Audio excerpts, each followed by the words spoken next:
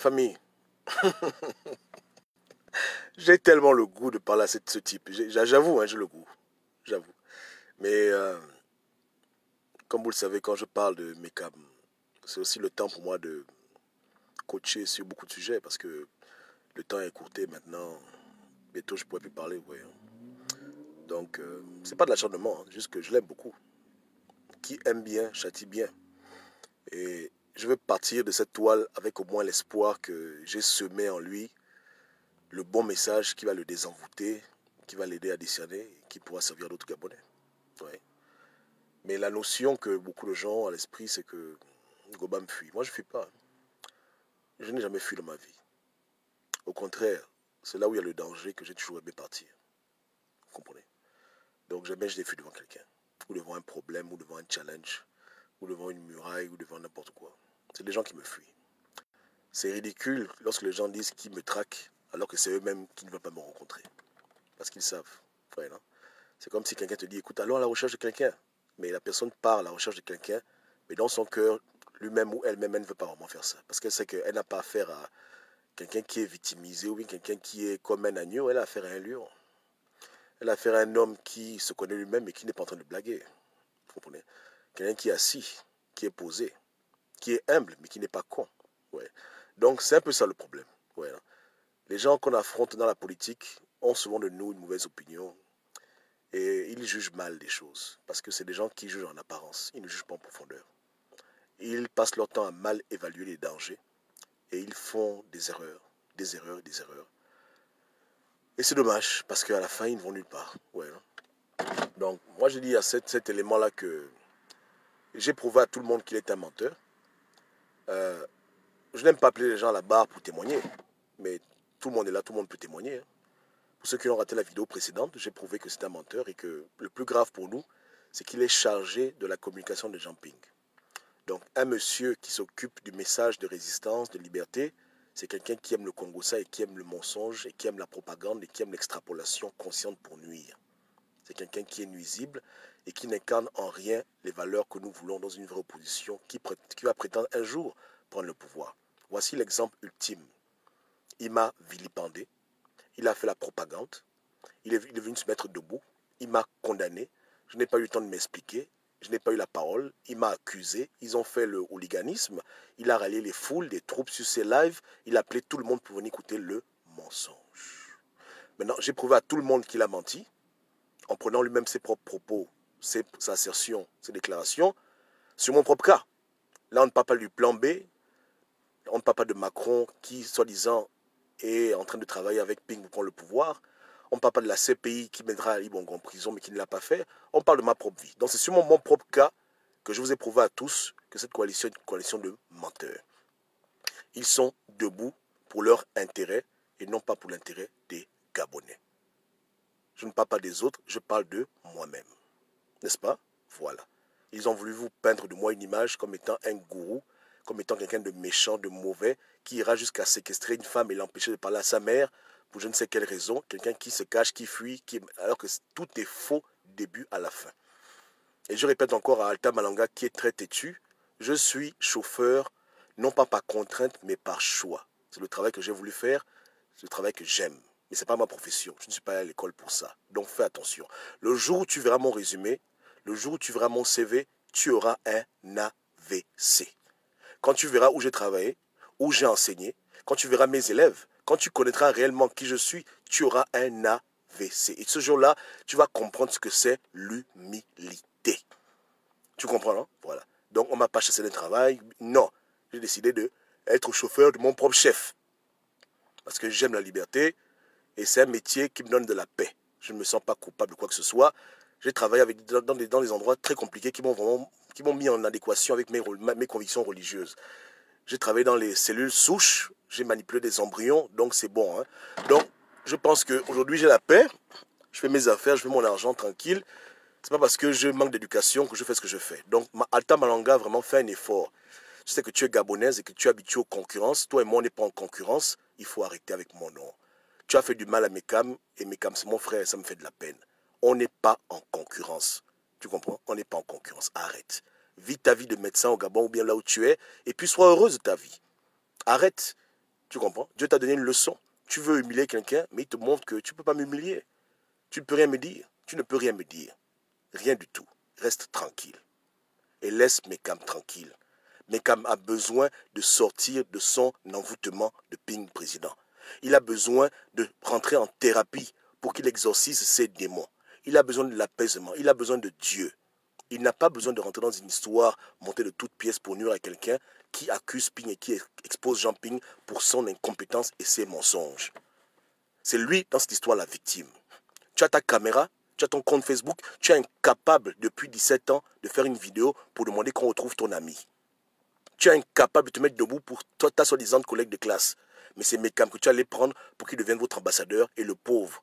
Là maintenant, il est dans le collimateur de Dieu parce que Mekam a porté un faux jugement. Car il est écrit, tu ne porteras pas de faux jugement. Et encore moins de condamnation.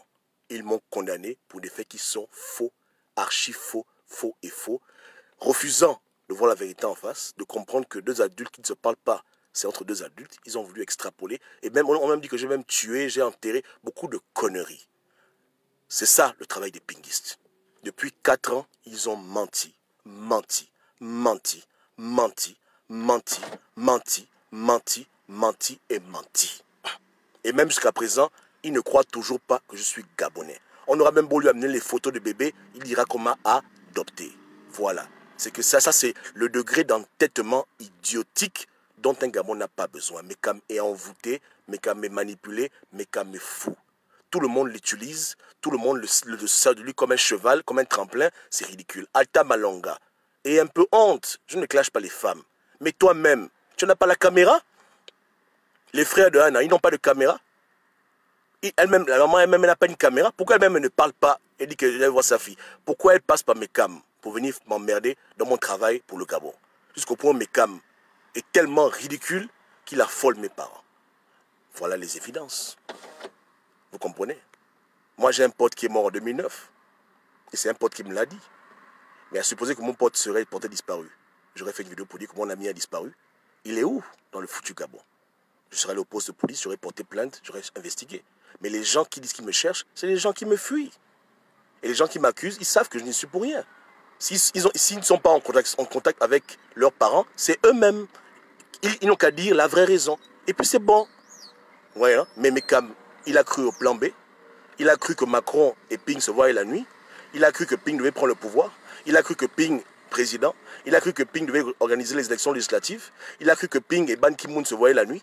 Il croit à beaucoup de conneries parce qu'il veut croire ce qu'il veut croire. Il ne base pas ses croyances sur les faits. Il base sa croyance sur ce qu'il aime. Donc, quand on dit du mal de moi, il aime, donc il croit. Il n'investigue pas, il ne vérifie pas. Il est typiquement gabonais et c'est dommage. Et un tel individu, s'il a l'image du peuple, j'ai peur pour 2023 et pour les années à venir. Le Gabonais, ça ne va pas. Voilà ce qui est. N'est-ce pas? Voilà. Donc, ils ont fait un bon travail de dénigration. Alors là, chapeau. Franchement, même quelqu'un qui n'aime pas la justice, quand il écoutait ce que Mekam disait la semaine dernière, sa campagne de dénigration, il a dit que Gobam, c'est un diable. Parce qu'ils ont fait ce qu'ils ont toujours l'habitude de faire. Hein? Il y a eu 40 morts, il y a eu 500 morts pour affoler les gens. Une affaire qui remonte à 11 ans et demi, il dit que ça remonte à 17 ans et je suis venu au Gabon kidnapper quelqu'un. Prendre quelqu'un par la force, tourner la tête, enlever quelqu'un de la médecine pour l'amener aux États-Unis. Alors que c'est complètement faux. En 2006, j'étais avec une autre femme, une autre copine. En 2007, j'étais seul. En 2008, je l'ai rencontré. Faites les calculs. Fin 2008. Ça fait combien de temps? Ça fait combien de temps? Je dis que de 2002 à 2009, je ne la connaissais pas. Je ne l'avais jamais vue, j'avais jamais entendu parler d'elle. 17 ans, c'est 2003. J'ai quitté le Gabon en décembre 2002. Je répète encore, en décembre 2002, en compagnie de toute ma famille, de tous mes amis du quartier, de mon père, de ma mère, de mes soeurs, de mes frères, de mes oncles, de tout le monde. Tout le monde m'a vu prendre l'avion, atterrir. Mon propre oncle m'a accueilli, il m'a amené chez lui à New York. Voilà. Donc 2003, Gobam était dans les cahiers, je faisais autre chose dans ma vie. On se comprend, non? Voilà. Donc en 2004, j'étais pas au Gabon. Quand elle a quitté le Gabon en 2004-2005, j'étais pas au Gabon. on ne s'est connu qu'en fin 2008. Yeke Yeke, ça c'est seulement l'introduction. C'est que je ne suis même pas allé loin. Je suis seulement au début. Pour vous montrer une fois de plus, les gens à qui on a affaire ne sont pas des gens sérieux. N'est-ce pas? Et si Mekam doute, moi je sortirai mon passeport, il verra le visa, il verra la date d'entrée et la date de sortie. En 2007, j'étais en France, je crois, en vacances. 2008, je suis revenu. Voilà. Donc, on s'est rencontrés dans une église catholique aux alentours de 2008-2009. Parce que je vieillis, ma mémoire me fait défaut. Voici les faits. Donc, personne ne cherche Gobam. Les gens qui disent qu'ils me cherchent, ils me fuient. N'est-ce pas, non? Voilà. Parce que quand tu viens vers les Gabonais avec de tels mensonges, en prétendant que quelqu'un est un diable, quel est le but dedans à tirer? Quel est l'objectif de tels mensonges? Je vous demande. Et jamais je n'ai vécu en autarcie, coupé du monde, loin des gens. C'est complètement faux. C'est une aberration. Jamais. J'ai été étudiant gabonais. Je venais à l'ambassade tout le temps. J'ai habité à la capitale. J'ai fréquenté les églises du coin. On savait où j'étais. J'ai roulé avec tout le monde. J'ai beaucoup de frangins partout. New York, Colorado, dans tous les États-Unis. Papa, je ne suis pas un fantôme. Donc, quand tu viens mentir sur quelqu'un comme ça, quelqu'un que tout le monde a vu, connu, sur des centaines de témoins, je dis même des centaines de témoins, je ne l'ai pas connu dans une boîte de nuit, je l'ai connu à l'église. Donc, quand tu vois l'église catholique là, tu vois comment c'est rempli, non? Tout le monde la connaissait dans l'église là. Tout le monde. Donc, le jour où je l'ai connu, tout le monde peut témoigner. Ce n'était pas au CUS, c'était aux États-Unis. Elle avait déjà fait 5 ans ou 4 ans à l'étranger, quand on s'est rencontrés. Est-ce que vous voyez un peu le degré de manipulation de Jude Mekam, de Alta Malonga et des gens qui disent qu'il va l'arranger au Gobam, de dire par sa belle-mère? Mais regardez vous-même. Donc, quel esprit motive de telles personnes? Quel esprit qui les motive? Je suis venu au Gabon en 2006, j'ai passé pratiquement 3 mois, je crois. 3 mois de vacances. Hein? Il y a les photos de mon anniversaire. Mes soeurs se rappellent comme si c'était hier. Tout le monde était au pays, on était tranquille. On était là, à l'aise. Ouais, non? Voilà. Tranquille, hein? J'ai croisé beaucoup de Gabonais à l'ambassade américaine. J'ai croisé beaucoup de Gabonais là-bas. On a parlé, on a échangé. J'ai roulé dans Libreville. Je suis allé partout. J'ai vu quelques parents. J'ai pas vu tout le monde. Tranquille. C'était au calme. Tout le monde m'a vu. Personne ne m'a vu avec une fille du CUS en train de la trimballer partout, la séquestrer. Personne. Ils avaient vu une autre cour. J'étais avec une go à l'époque. Ouais, voilà. Mais moi, par pudeur, je ne donne pas les noms des gens parce que c'est pas nécessaire. Mais ce que je dis est vérifiable. Voilà. Et tout le monde la connaît. Mon petit frère du quartier, mon frère avec qui j'ai grandi, il est là, il m'a écrit, il m'a dit Gobam, qu'est-ce qui se passe? Il m'a dit, hein, ça m'a fait mal. Il m'a dit que partout où il va, les gens l'arrêtent en route pour lui demander, mais ton frère c'est comment? Ton frère c'est comment? Voilà ce que Mekam a fait. La diffamation diffamatoire, la manipulation. Lui aussi, je vais taire son nom. Et si j'ai décidé de ne pas mélanger mon combat et ma vie privée, parce que je n'ai jamais voulu exposer les miens. Je fais mes vidéos contre le régime à l'époque, j'étais très très virulent. Je ne voulais pas que mes frangins, mes frangines se retrouvent être dans les problèmes parce qu'on dit que tu es le frère de Gobam, tu es l'ami de Gobam. Voilà pourquoi j'ai toujours évité ça. Parce que vous-même, vous connaissez comment je roule, non? Parce qu'aujourd'hui, on me critique que je suis venu tendre avec Ali Bongo. C'est vrai. Mais quand j'ai commencé mes trucs avec Yali, j'étais très brutal. J'étais très très virulent. Donc, je ne voulais pas que ma famille soit mêlée à ça. Que si je dois combattre le régime, c'est moi qui combats le régime et personne d'autre. Donc, je suis cohérent de ma démarche. Voilà pourquoi même mes potes d'enfance, j'ai toujours dit à tout le monde que les gars, on parle à côté. J'aime pas les voir commenter mes posts. Parce qu'ils doivent rester hors de mon action politique. Ils doivent rester hors de mon combat que je mène. Parce que moi, je ne suis pas un comédien. Je suis quelqu'un de très grave. N'est-ce pas, non? J'ai des propos extrêmes. Parce que je n'aime pas les choses à moitié. Donc, tu ne verras jamais un post où mes frangins commentent mes photos avec la famille. Mais ne pense pas que je suis orphelin. Mais j'ai séparé les choses. Pour leur propre protection. Je n'ai pas voulu les mêler à ça. Je n'ai pas voulu les mêler à ça. Parce que c'est automatique. Beaucoup de gens sont comme Mekam. Quand ils ne peuvent pas t'atteindre, ils vont chercher plus loin. Ils vont chercher plus loin, plus loin, plus loin, plus loin. Ils sont fascinés par ta vie comme si tu étais une star. Hein? Ils n'ont pas bien la nuit. Ils veulent savoir qui tu es. Ils font des enquêtes, beaucoup de conneries. Parce que le message que tu dis n'est pas suffisant. Ils veulent aller plus loin.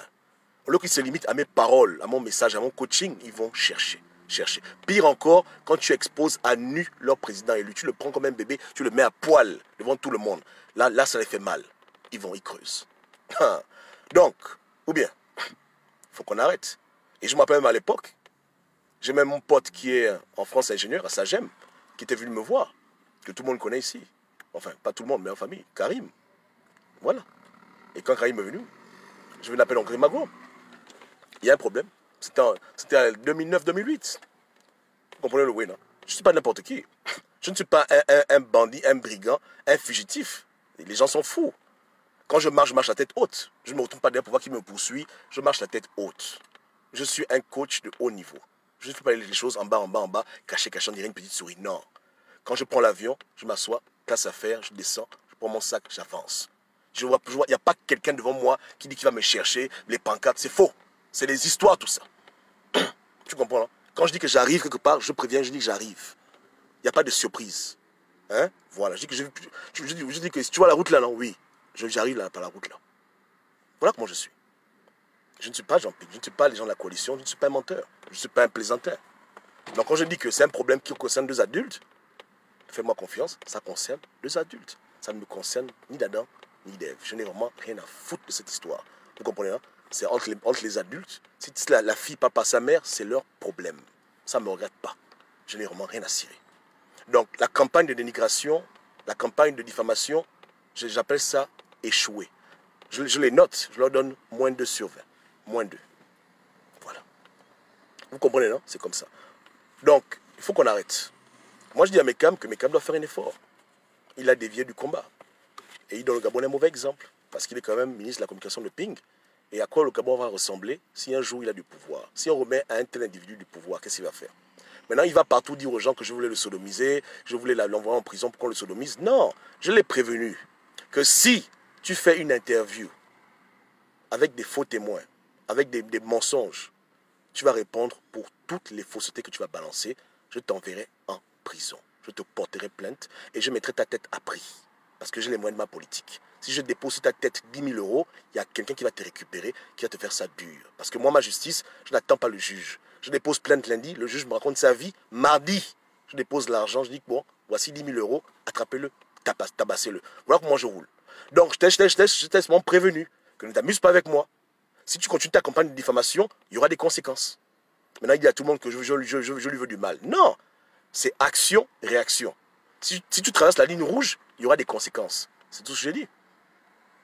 Je ne sais pas que j'allais me battre avec quelqu'un. Je dis que si quelqu'un me cherche pour la bagarre, mais il n'y a pas de problème. Il ne faut pas qu'il me cherche. Il me dit c'est mon endroit, j'arrive. C'est tout. Ou bien, voilà. Donc, on a affaire à une coalition qui a fait du mal.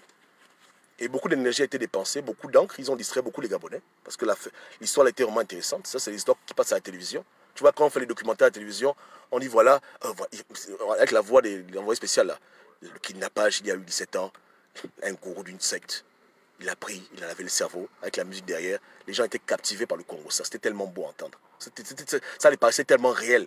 Même les gens même pleuraient. Je suis qu'il y a beaucoup de mamans qui sont dans la maison en train de pleurer. Oh mon Dieu, comment Gobama peut faire ça? Oh là là, Agnambie, oh les monstres, les monstres. Voilà, un peu comme un pédophile. Hein, voilà, comme un gars qui est un criminel. Voilà. Donc ils ont fait un bon tableau. Ils ont vendu ça aux Gabonais. Les Gabonais ont mangé. Miam, miam, miam, miam, miam. Ça arrivait jusqu'au fin fond de ma piole. Je dis, mais comment? Regardez. Maintenant, je demande de donner les noms. Parce que sur la toile encore, quand je suis arrivé au States, je n'étais pas à l'école seul. J'ai appris avec beaucoup de frangins. Frangins qui sont dans les groupes d'associations gabonaises, ils peuvent témoigner. Ils m'ont vu arriver ici. En 2004, ils ne m'ont pas vu aller au pays, revenir avec une go. Hein? Voilà. Beaucoup de gens, ils m'ont connu célibataire. Quand ils m'ont vu venir avec une femme, je les ai introduits, j'ai dit que voici, ça c'est la belle-sœur. Ils ont pris acte. Il y en a plein là. Je dis que je peux citer les noms. Hein. Je peux citer les noms. Mais moi, je ne suis pas quelqu'un qui appelle les gens en renfort quand j'ai un problème.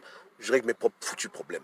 Mais si les gens veulent aller plus loin, moi, je casse la baraque. Et comment je fais mon récit? Je le fais de manière détaillée. Je ne suis juste pas dans les généralités. C'est que je veux tellement les mettre à terre que les gens ne parleront même plus. Je cite les noms. Donc, que ce soit l'école d'anglais, que ce soit même les gens avec qui j'ai habité, ils m'ont bien vu aux États-Unis.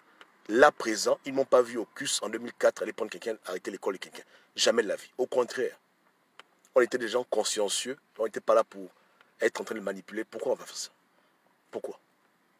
Pas du tout. Donc, j'ai même des potes qui sont décédés. Bon, lui, au moins, il est mort, je peux le citer.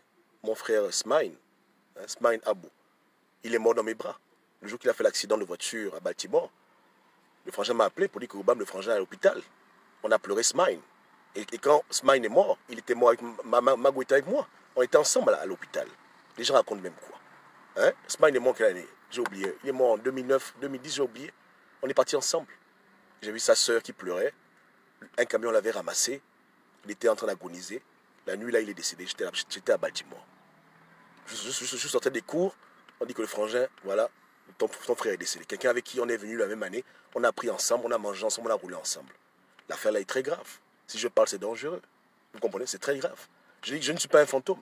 Je ne suis pas un fantôme. Donc, non, pas du tout. Hein? Et beaucoup d'amis, beaucoup de gens ici connaissent Mine. Sa sœur est déjà mariée, tout ça a fait sa vie. Hein? Notre frangin est décédé. Voilà, le corps est parti. Et à l'époque, j'avais pas eu le temps de dire que, écoute, parce qu'il était encore à New York, il venait de revenir. Ouais, non? Donc, voilà, vous comprenez. Hein? Donc, il y en a qui sont au Gabon, qui me connaissent. Il y en a qui sont aux États-Unis, qui me connaissent. Il y en a avec qui on a appris ensemble. Il y en a avec qui on a fait les 400 coups. Il y en a avec qui on a bu. Il y en a avec qui on s'est amusé. Il y en a avec qui on a même voyagé. Il y en a avec qui on est parti prendre les enveloppes de ma bongo quand il venait me donner l'argent. Bref, j'ai tout vécu avec ma famille, avec mes frangins. Donc, cette histoire-là, vraiment, elle est vraiment déplorable. Et ceux qui sont derrière ce genre de choses, que Dieu ait pitié d'eux. Ouais, non? Que Dieu ait pitié d'eux, vraiment. Que Dieu les accorde miséricorde. Moi, je les pardonne. Je les pardonne, mais je n'ai pas envie de ne pas les pardonner si leur désordre trouble la famille. Parce que là, ils ont vraiment troublé les gens. Si même un pote te pose des questions, parce qu'il est troublé, imagine un peu tes propres parents. C'est compliqué. Imagine un peu l'entourage qui est proche. C'est pas bon. Ils savent que ça, c'est pas la politique. Ça c'est la sauvagerie. Ça, c'est la sorcellerie. La vraie sorcellerie. Ouais, non. C'est comme ça. Donc, ils se demandent pourquoi j'ai beaucoup d'adresses. C'est parce qu'apparemment ils ont cherché. C'est parce que j'ai beaucoup de propriétés. C'est tout. Pourquoi les gens sont têtus comme ça?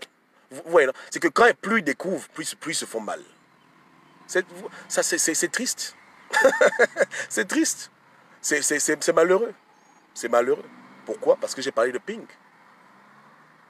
À un moment là, elle et sa fille, ils ont leurs problèmes ensemble. Dieu les aidera un jour, ils se parleront. Moi, j'ai confiance. En tout cas, si Dieu est Dieu et si les gens sont sincères et humbles, Dieu va les réconcilier. Mais on la prend pour l'utiliser pour des fins politiques. La manipulation. Si ce n'est pas diabolique, qu'est-ce qui est diabolique? Que Dieu nous aide.